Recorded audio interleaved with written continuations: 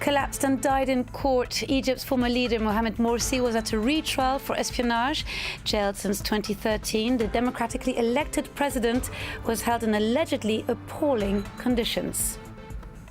Tensions increase between Washington and Tehran as the Pentagon says to send 1,000 more troops in the Middle East, whereas Iran is threatening to violate the 2015 nuclear deal. And France beat Nigeria to qualify for the last 16 at the Women's World Cup, a tense affair settled by a solitary goal. Our sports editor Kitivan Gorgistani is there with the story of how the match played out. Hello, welcome back to the France 24 newsroom. Egypt's former president Mohamed Morsi, who was behind bars since 2013, has died of a heart attack at a court hearing. He was tried this Monday for espionage with the Palestinian Hamas militant group and had been held in jail in very bad conditions. The democratically elected president suffered from diabetes and reportedly did not get the medical care necessary. He was also in solitary confinement every day, sometimes up to 23 hours a day, and was rarely allowed any visits. Alexander Alcott has more. It was in this glass cage, or one just like it, that Mohamed Morsi, Egypt's first democratically elected president, spent his final hours. A dramatic end for the figure who was central in the twists and turns taken by the country since the 2011 Arab Spring Revolution. The prosecutor gave a written statement on what happened, with the details recounted on state television. Mohamed Morsi died today while attending a session in his trial on espionage charges. During the session, he was granted permission to address the judge. After the session was adjourned, the former president blacked out and then died. His body was taken to a hospital. Morsi's cause of death was later given as a heart attack by state media. Already sentenced to 20 years on charges of ordering a violent crackdown on protests against him, in which people were killed, Monday's session was part of a retrial on charges of espionage. In his final speech to the court, the 67-year-old continued to insist he was Egypt's legitimate president. On its website, the now outlawed Muslim Brotherhood accused the military government of assassinating the former leader through years of poor prison conditions and called on Egyptians to gather for a mass funeral. Words that were echoed by its partners in Jordan. Mohamed Morsi is a hero martyr. The military regime is responsible for his death. Those who imprisoned him unfairly and deprived him of medication and deprived him of contact with his family. What happened to Morsi is a crime, and we call for an international investigation into what happened. Morsi was held in a special wing of the jail, often in solitary confinement, in conditions rights groups say fell far short of Egyptian or international standards.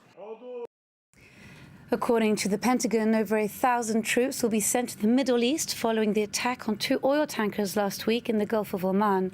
This latest incident has not helped ease the tensions between Washington and Tehran.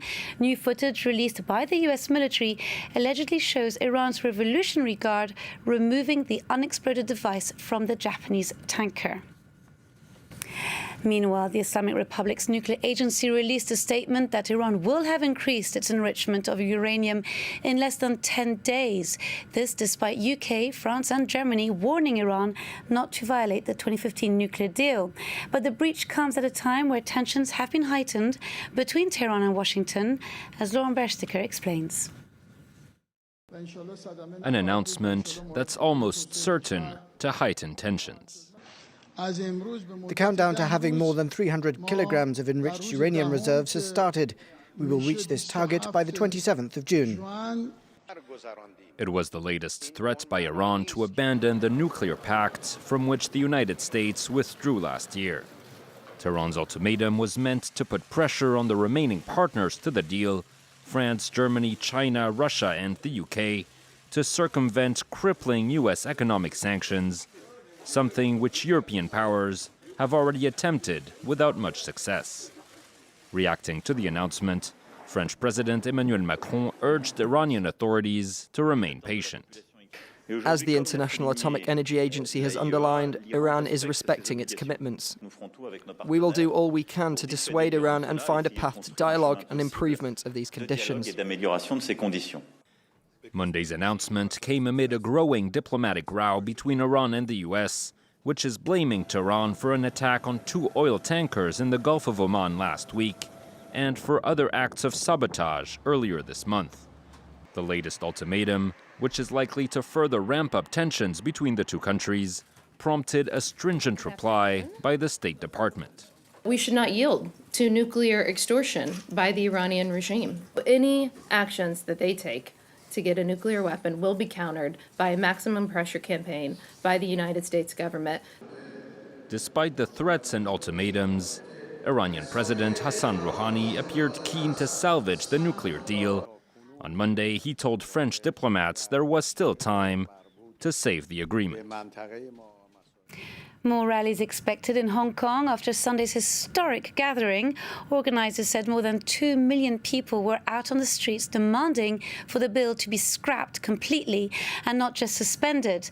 That Hong Kong's leader Carrie Lam steps down and all those jailed should be out, like pro-democracy activist Joshua Wong, freed this Monday. One major victory under their belt, a youth leader back after weeks in prison, and Hong Kong's pro-democracy protesters are vowing to keep up the fight. The organizers of a movement that has brought hundreds of thousands of people into the streets are now seeking their next steps. Protesters have largely conceded to police demands that they clear major throughways, but leading activists say they will keep up the pressure until Chief Executive Carrie Lam resigns. So we're communicating, we're building up our power.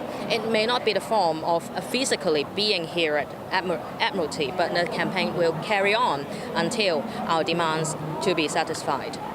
Released from a Hong Kong correctional facility on Monday, influential pro-democracy activist Joshua Wong is adamant that the movement must continue.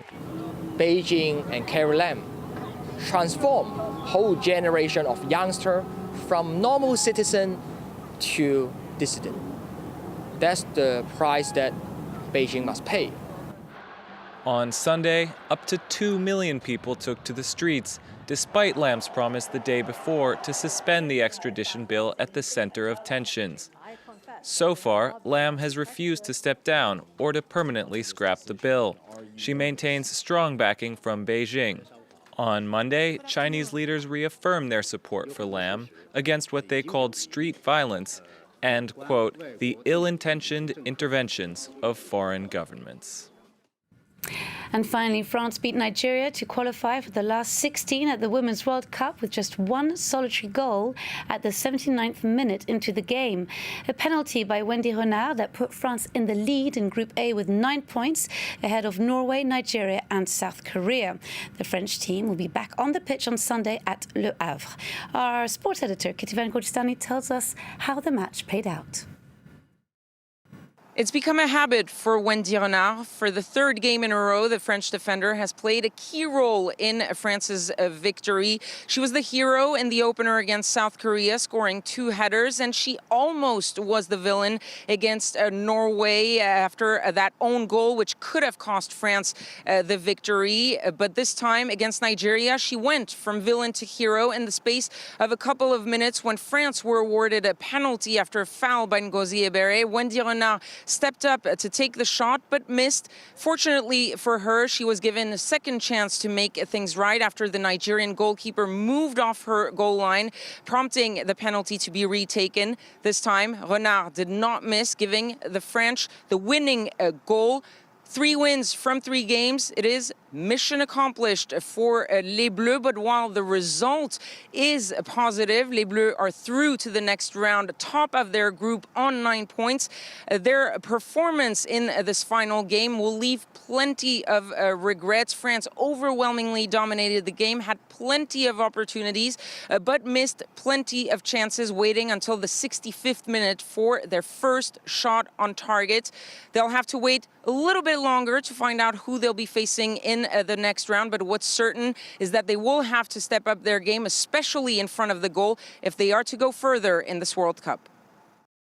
Stay tuned to France 24, more news coming up.